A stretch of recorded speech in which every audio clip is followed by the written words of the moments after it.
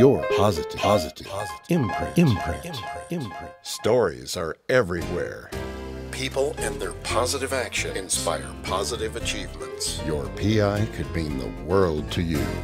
Get ready for your positive imprint. Hello, this is Catherine, your host of the podcast, Your Positive Imprint, the variety show featuring people all over the world whose positive achievements inspire positive thought and action. Exceptional people rising to the challenge. Music by the talented Chris Knoll. Some of my favorites are Lay Across My Piano, Hambone Boogie, Wide Horizon, Life on Mars, Gumbalaya, and of course, Elevated Intentions. Learn more about Chris at chrisknoll.com, ChrisNole. Follow me on Facebook and Instagram, Your Positive Imprint. Connect with me on LinkedIn. Check out my YouTube channel, Your Positive Imprint. Listen from the podcast platform you're listening from now, or, of course, Apple Podcast, Google Podcast, iHeartRadio, Spotify, Amazon Music, Podbean, or any podcast platform. And don't forget to share your favorite episodes with friends and family. Under that play button on my website, yourpositiveimprint.com, is a share button. Click that button and share. Most podcast platforms do allow you to also share. I certainly appreciate that support, and please hit that 5-star review and feel free to leave positive reviews. Your Positive Imprint. What's your PI? Today's guest, Dr. Michael Gerharz, was raised in Germany. His mentor was a teacher that he had who evaluated his writing and communication skills with precision, and he found that clarity in his words made the difference for him in getting his messages heard. He learned the art of communicating. Earning his doctorate from the University of Bonn, Germany, Dr. Gerharz moved into the world of executive coaching, where he works with people wanting to change the world and helps them create slogans and the right words. Dr. Michael Gerharz can help you light the path by creating messages that incite action and create movement. Get inspired. Identify your own voice and identify your own positive imprint and become active. I know it's hard sometimes, and let me share a quote with you from the Greek philosopher Democritus. He said this around 485 BC. Very simply said, speech is the shadow of action. Well, my guest today says the same thing, and here are Dr. Michael Gerhard's words. When using words to help make change, more wow won't help. The wow only makes your audience cheer louder with, "Yay, what a great show!" But to make change happen, you want your audience to shout, "What a great idea." Dr. Michael Gerharz, welcome to the show. Hello, Catherine. It's a pleasure to be here. Oh, thank you. And we've been talking, I've been learning so much about you. You have this great insight into the world of leadership and words. And that's such a great, not just a skill, but it's an art to be able to bring that to others and to help them. So thank you for that. Thanks a lot. Yeah. And actually, I stumbled into that by accident because, well, I'm sort of the most unlikely guy to stumble into the world of communication because my background is a computer scientist. And when I tell people about that background, the most common reaction is a surprised stare.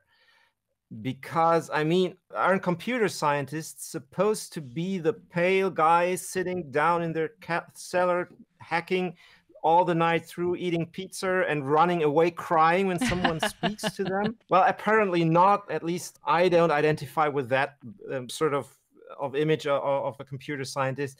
And certainly my friends didn't as well. But nevertheless, what I learned sort of the hard way was that, yes, communication is often getting in the way of bringing great ideas, brilliant ideas into the world. I've had my fair share of boring presentations and brilliant ideas fail because of boring presentations, which was one of the reasons that I took a detour and left the field of computer science to actually go on the route of asking myself and helping others to find answers to how can I communicate my ideas in a way that not only I see the brilliance of it, but also my audience, my customers, the team I'm working with. That's so interesting. And I want to get to what you just said and also the quote that I used in the introduction, because something you just mentioned has so much to do with that quote. But first, you are from Germany. You were born and raised in Germany. And so, listeners, being that this podcast is international, it's so impressive and wonderful and fabulous to be able to hear a little bit about culture and how life might be different in different parts of the world or the same, because, we are all connected in some way, and today, certainly by communication and technology. I have 3 children. We have a dog. We live in a beautiful house with a garden. My kids are going to school. We have Netflix and Disney Plus and enjoy watching those shows. We enjoy reading great books. We enjoy playing music and making music together as a family, going on walks through the forests or down at the River Rhine, which crosses quite nearby to my town. And that's how everyday life looks like. And of course, then there's the broader situation that everyone is experiencing currently of the pandemic, which restricts a lot of what we can do here, probably similar to what everyone else is suffering in the world, that limits the amount of connections that we can make physically by being present in the same room, which at the same time increases the importance of making connections in the ways that are available digitally via the internet. And that's actually something that I'm very happy about, that, for example, my kid, they have to live a much more physically distanced life from their friends. They meet a few of them, but not a lot less than they would do in normal times. But they are in constant contact, and modern technology brings us so close together that although we live in totally different places, we can spend the time together, having meaningful connections, building strong bonds, and even having connections like the one that we currently do across the ocean, across the Atlantic Ocean, in 2 totally different parts of the world, and still feel connected. When it comes to technology and communication, and even pre-pandemic, using the internet has been a great tool to get to know people across the world that you wouldn't normally, obviously, otherwise. So let's go to speech is the shadow of action. What you had talked about before we got into a little bit about yourself and Germany, there's another quote. So Ernest Hemingway, he said, never confuse movement with action. And I think that that's definitely what you're saying is, you have the movement happening, but where's the action? You take it from here and how you are helping to light the path for people around the world with words. Yeah, I mean, so many things have shifted in recent times, and the internet certainly plays a major role in that shift that we are seeing, that empowers people who have an important story to tell to be able to tell that to a large audience that wasn't even accessible to the most successful keynote speakers just 10 or 20 years back, when a hall would be filled by just a few thousand people. And today I can publish a video on YouTube that reaches 100 million people just by the power of the words that I'm using and the story that I'm telling in that video. And this is something that we see happening today, and which has a huge impact on the role of communication for leaders and leadership. I mean, it was always the case that leadership is to a large degree a communication process. That's one of the most important tools that a leader has. But the way that we communicate has shifted a lot by this, let's call it democratization of being able to tell your story. Because when a few decades back, so it's sort of in the times of our grandparents, it was sufficient to just have the authority to speak, because leadership was still largely based on the hierarchical level that you were on, and you could on the top layer you could just command and control, and teams were expected to follow when you told them what to do. That has changed a lot. I mean, our parents had sort of the carrot and sticks model, where they used incentives to motivate people with external incentives, like let's call it either by force or by candy. So if you do things very well, you get some sort of bonus.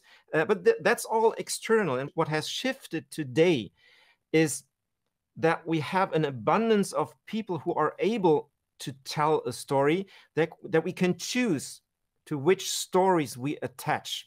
And today it is much more important than it has ever been to tell a story in a way that resonates with what is important to the people that we are trying to reach, that resonates with the values that they subscribe to, with what matters to their life.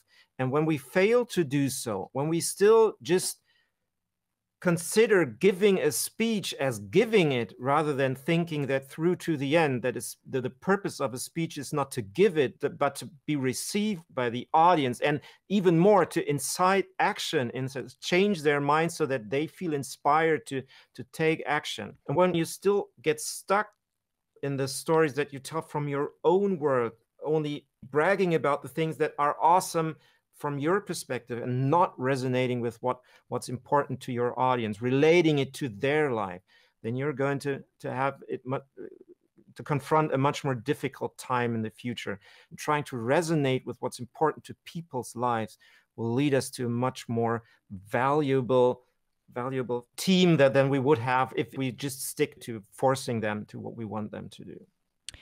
I think that you've hit on some really important points. And so I just kind of want to go through a couple of them and really dissect today, because you're talking about some of these important parts where everybody's reality is different today. Not that it wasn't different, in the 1800s or 2,000 years ago,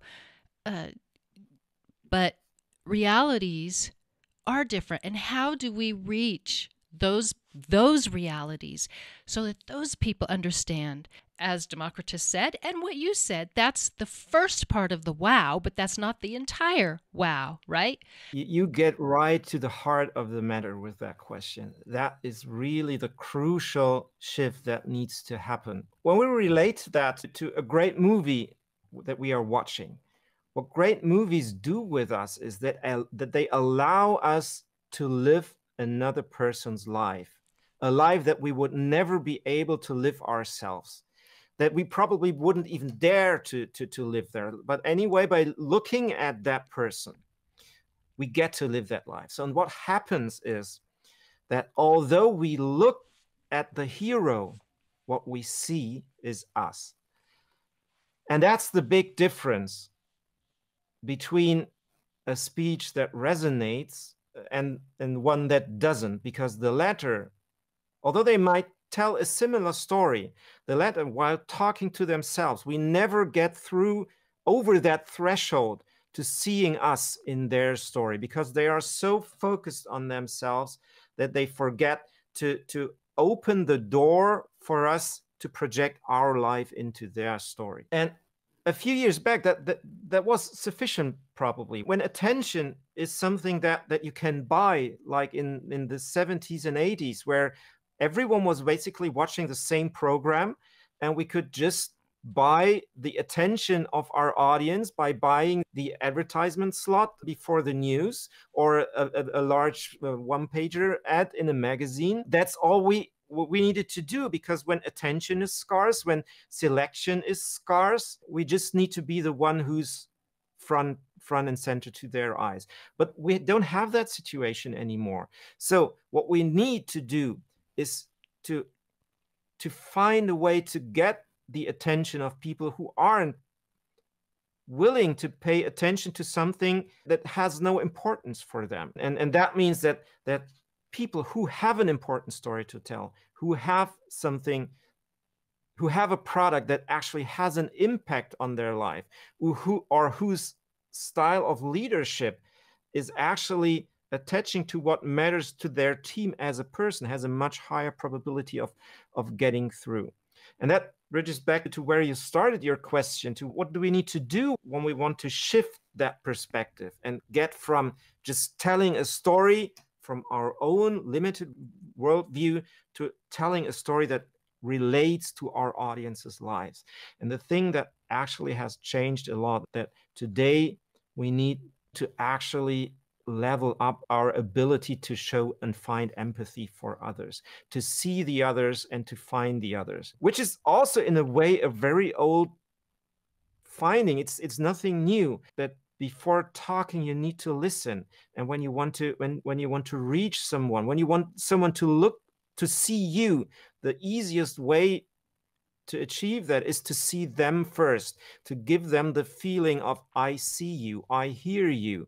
And when I do that, when I open the eyes for who is that person I'm talking to, not the target group, but the person whose life I want to affect, for whom I've built that product to actually improve their everyday life. Who is that? What are the things that they are struggling with?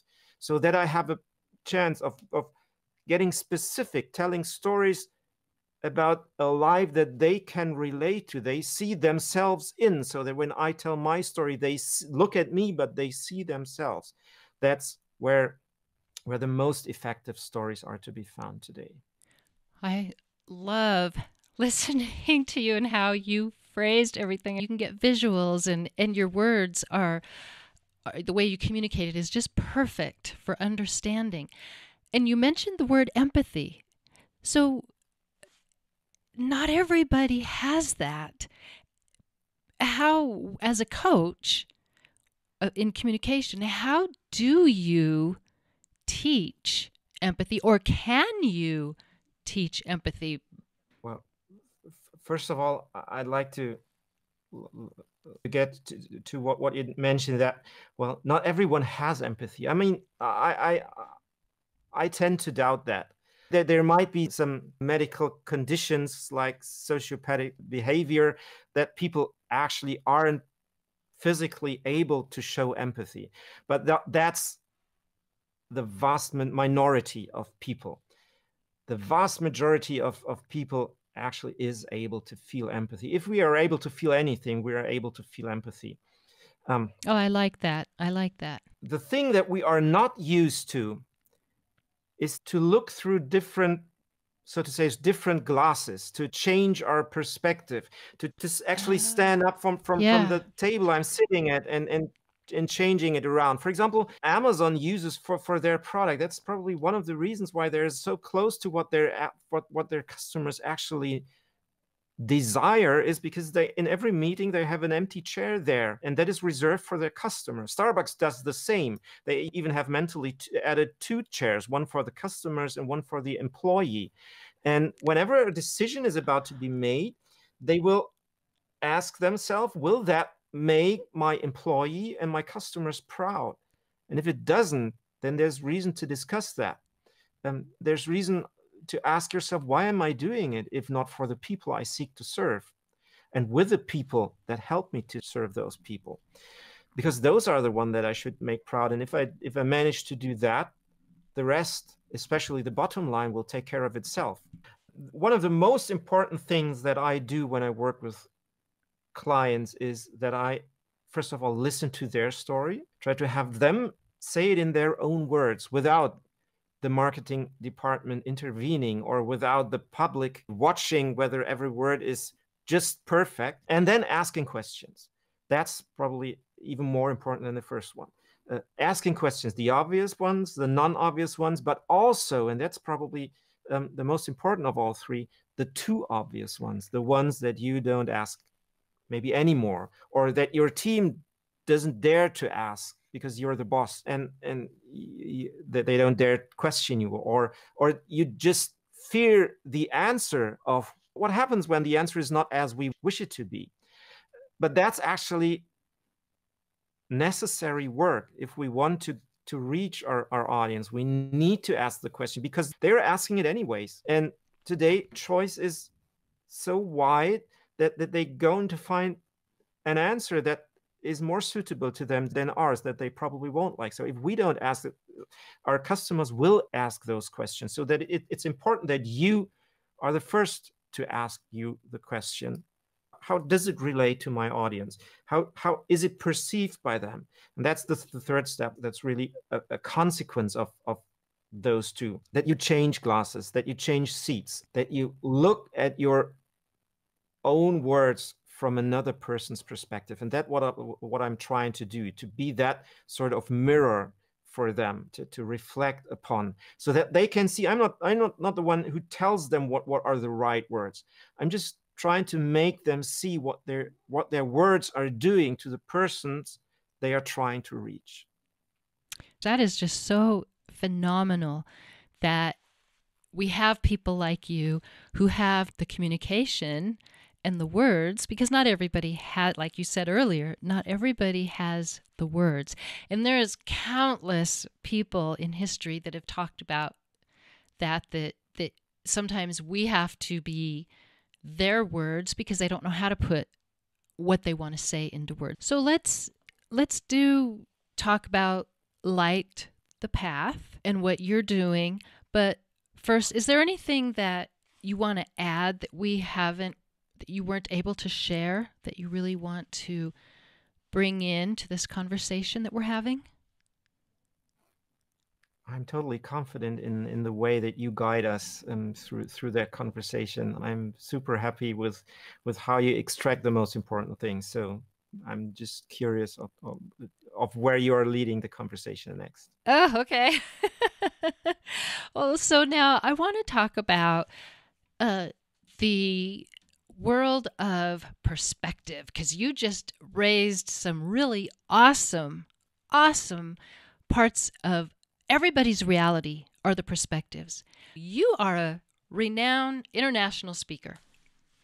You go to different places to speak, and it's not all going to be, okay, this is going to be a medical group, these are going to be lawyers, etc. Sometimes they're mixed. So how do you get your perspective so that you're allowing still that philosophical thought for people to narrow in on what the words are that you are saying and accepting your ideas so that they can take action? Yeah, I mean, first of all, although we might have very different occupations and we might have different passions, ranging from medicine to literature to IT to banking to sports, in the end we are all humans, and as humans we can relate to other humans, and that is the first crucial step that we need to take, that we don't speak about products, about things so much, than to speak about what people do with the things, how people use the sort of sports training that you were developing, or how people are affected by the new treatment that you've developed, or how they are using the new software that you are developing and how it changes their lives. And so by relating it to humans and painting pictures of humans' lives before and after they've encountered your idea, your product, your vision for the future, helps them to relate to what they do. And then, of course, what's important, if you really want to get close to the people, reach out to them or engage with them, interact with them, try to find out a little bit about the culture of that tribe of people, of that group of people. What do they care about? What are current struggles? Probably even read one or two magazines from them to find out what are current problems that they are dealing with, so that you can find the empathy of how they look at things, how they look at the world, and even probably if you have the chance to talk to somebody of them, so that you can actually find the stories that they can connect to, because it is the things that they are dealing with in their daily life. Does it yeah, help? absolutely. And that brings me to quite another part of what you do so well. So you talk about getting, understanding their culture, and we don't mean culture specific, but what their interests are, and what inspires them, what makes them move. So one of the things that you do is you do put forth questions both in German and in English. And if there's other languages, I don't know, but I know about the German and the English. And you ask the public very specific questions about, and I'll give one example because there's many, but I'll give one. Books. So you want to know what people are reading out there. What types of books inspire them? And you didn't ask the question of, I'm looking for I just want to go out and read a book. What can you guys recommend? That's not how you phrased it. It was, what types of books are you interested in that I might find an interest in as well? And why? You really wanted to know about me and what made me move. And and that was one example. And I think I gave you Melinda Gates' book. I don't remember, but I did. Okay. The Moment of Lift. Yeah. So I think that hearing you and having you here, I am learning a lot, and your perspective on life, and not just perspective, but your professional work and your studies really have brought you forward to where you're allowing others to have their moment of lift. And I think that's an incredible place to be. So, and I certainly appreciate that. So what are some of the other books that people, brought to your attention that inspired them, or even if it was a romance novel, because maybe they were inspired by the romance or the relationship in the book? Yeah, there were two actually novels that I recently that had a great impact on me. One was a German book. I'm not sure whether that's available in English. The translation will be The Book of a Summer, and it's about a person who felt that he wasn't living the life. Who was a successful person. He was a business owner, but he felt that he wasn't living the life that he was meant to live, which was the life of an author, of a writer, a novelist, which his uncle was. And through the course of the book, he found out profound truths about life and himself that led to quite, as I would put it, unusual answer to that question. I mean, there are a lot of books about pursuing your dreams and how that's sort of the only answer that exists to that question, that yes, you should go for that truth.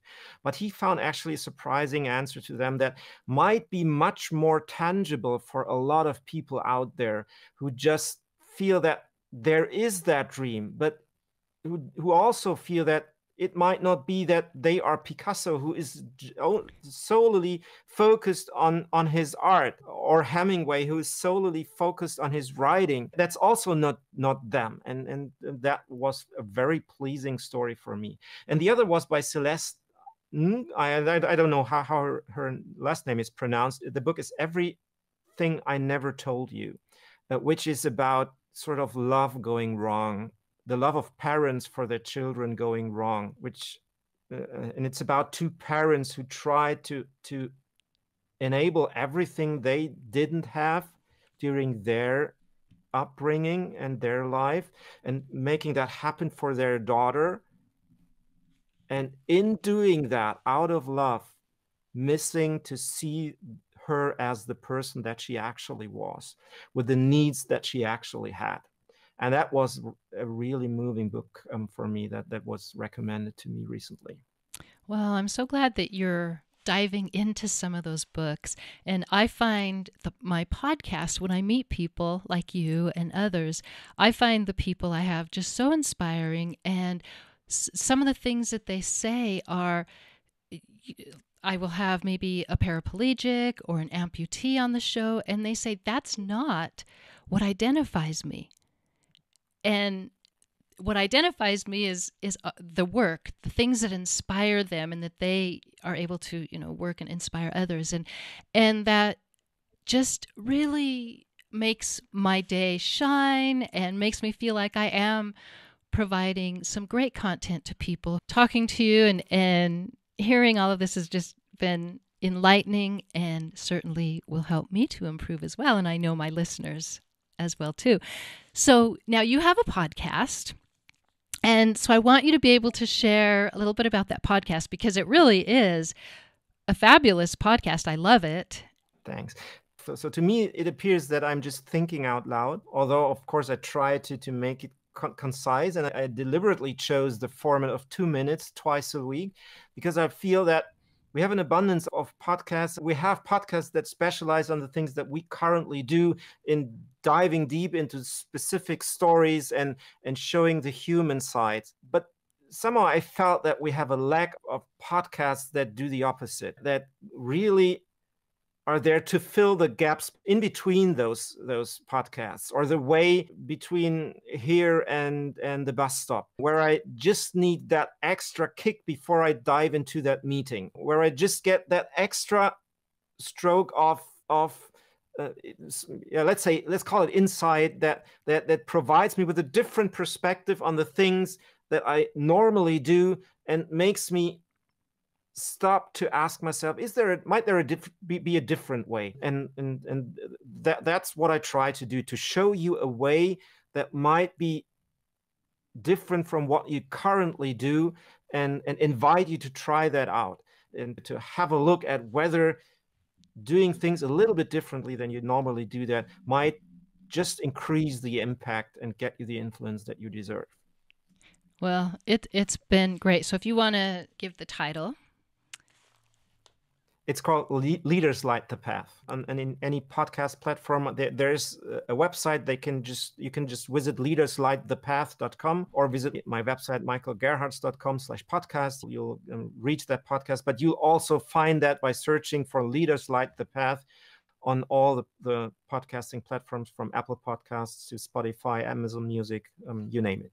Yeah, okay. And for the listeners, it is in English. For the listeners, Michael is Michael, Gerharz, GerHarz.com, michaelgerharz.com, or Leaders Light the Path. So, yeah. And so now, Dr. Gerharz, are there any last minute inspiring words that you'd like to share?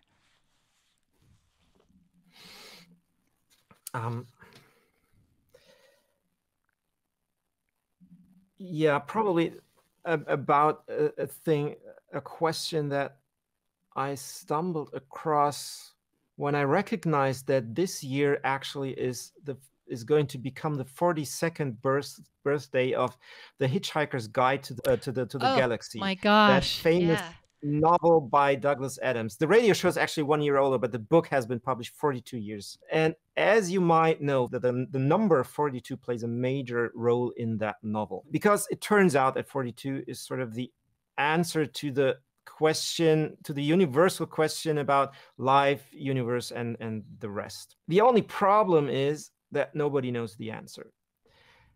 And I find that to be a very timely observation, because I find that we are living in a time that's obsessed with answers, with people who feel they are being right and doing everything to maintain that status of being right. While 42 years back, Douglas Adams has so beautifully and eloquently taught us that it's sometimes much more difficult, and I feel also much more worthwhile, to take a step back to ask yourself, what was the question actually? What are we trying to find out? And that it feels like it might be a much more worthwhile goal to ask yourself to pursue the journey of getting it right rather than being right. So to be able to ask the right question rather than try to have all the answers already. Because in the end, we're all on a path and nobody knows the answer to most things. It would probably the world would be a nicer place if we tried more to get things right rather than to be right, and fight for our positions rather than shift perspectives and try to understand the other person's perspective. Thank you so much for those words. What tremendous insight and inspiration. And you've provided so much, and I appreciate that you are providing this service to the world and that you're painting a picture for us all into a better community and better communication with each other. Dr. Michael Gerharz, thank you so much for being here on Your Positive Imprint. Thanks, it was a pleasure. Your Positive Imprint. What's your PI?